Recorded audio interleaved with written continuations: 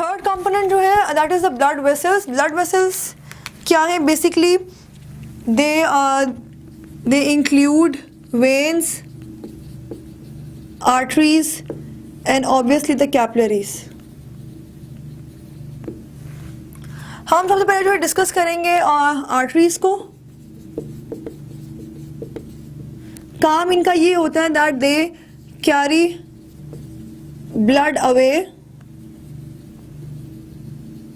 From the heart to the body, और normally जो है they carry the oxygenated blood except for the pulmonary arteries.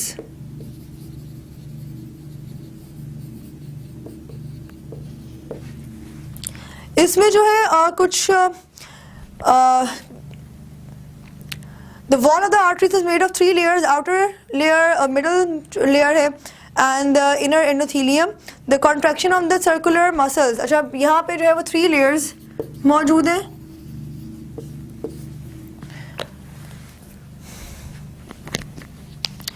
Contraction of the circular muscles and of arteries and arteries is under the control of nervous and endocrine system. Nervous system और endocrine system दोनों के control में होता है.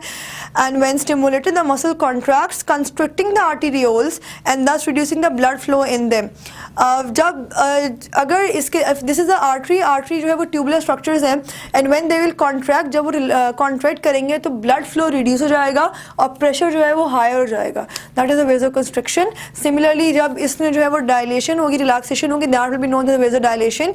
उसके अलावा यहाँ पे जो है वो एक कंडीशन दी हुई है एथेरोसेलरोसिस की. It is coexisting atheroma and atherosclerosis. Arteriosclerosis and atheroma is deposition of hard yellow plaque of lipid material in the innermost layer of the arteries, and arteriosclerosis degenerative arterial change associated with advancing age. जो यहाँ पे condition है the arteriosclerosis, ये basically 2 conditions का mix है, atheroma and arteriosclerosis. Atheroma में ये होता है कि जो लिपिड्स है जिनका कोलेस्ट्रॉल लेवल हाई होता है तो लिपिड्स जो है उनकी लेयर्स आ जाती है इन द आर्टरीज, और जिसकी वजह से जो ब्लड फ्लो है वो रुक जाता है. यानी कि मतलब ऑब्वियसली इसको हर्डल्स होती हैं, कंप्लीट तो नहीं रुकता है. In the case of arteriosclerosis with the passage of time, जैसे जैसे एज ज़्यादा होती है तो जो आर्टरीज की इलास्टिसिटी होती है वो कम हो जाती है, डीजेनरेटिव बिहेवियर आ जाता है. सो कंबाइनली इन दोनों टर्म्स को कंबाइनली हम आर्टेरियोस्क्लेरोसिस कहते हैं, और जिसके अंदर जो है वो ब्लड फ्लो उसके अंदर बहुत ज़्यादा हर्डल्स आती हैं. उसके बाद सेकेंड हमारे पास आता है कैपिलरीज.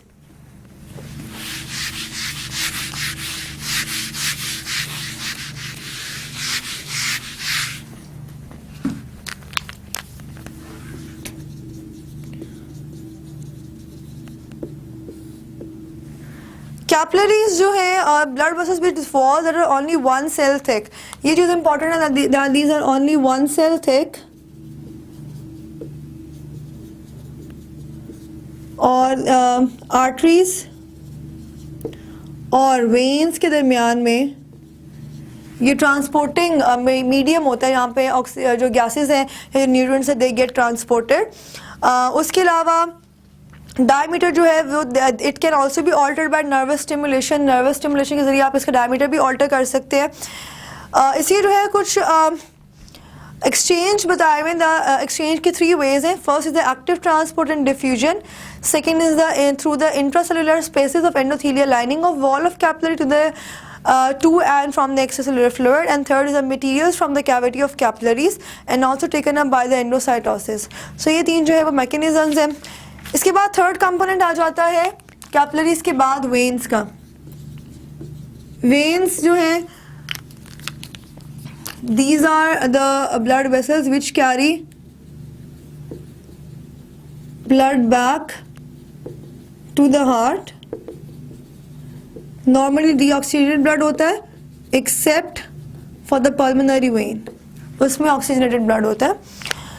एंड वेन्स जो है वो ज्वाइन करती हैं to form the larger veins, और उसके बाद जो है they form the vena cava. जिस तरह से हमने आर्टरीज में देखा कि आर्टरीज भी इसी तरह से होती हैं कि हार्ट से एओर्टा राइज करता है और वो आहिस्ता आहिस्ता आर्टरीज में जो है वो स्मॉलर आर्टरीज में कन्वर्ट होता चला जाता है, और स्मॉलर आर्टरीज के बाद कैपिलरीज बन जाती हैं, कैपिलरीज दोबारा ज्वाइन होकर वेन्स बनाती हैं, वेन्यूल्स बनाती हैं, वेन्यूल से वेन्स बनती हैं, then larger vein and finally to the vena cava of the heart.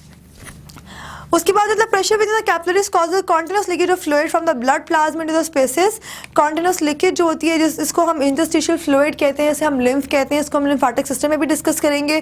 Page 319 पे कंपैरिजन है आर्टरीज, वेन्स और कैपिलरीज का, that you can remember for your objectives as well. Objective MCQs के लिए जो है इंपॉर्टेंट है कि कौन सा बोर्ड किसका बोर्ड थिक है, कौन से ज़्यादा इलास्टिसिटी किसकी ज़्यादा है। बेसिकली आर्टरीज का बोर जो है वो छोटा होता है लेकिन उसकी इलास्टिसिटी बहुत ज़्यादा होती है, वेन्स का बोर बड़ा होता है लेकिन इलास्टिसिटी जो है उसमें कम होती है।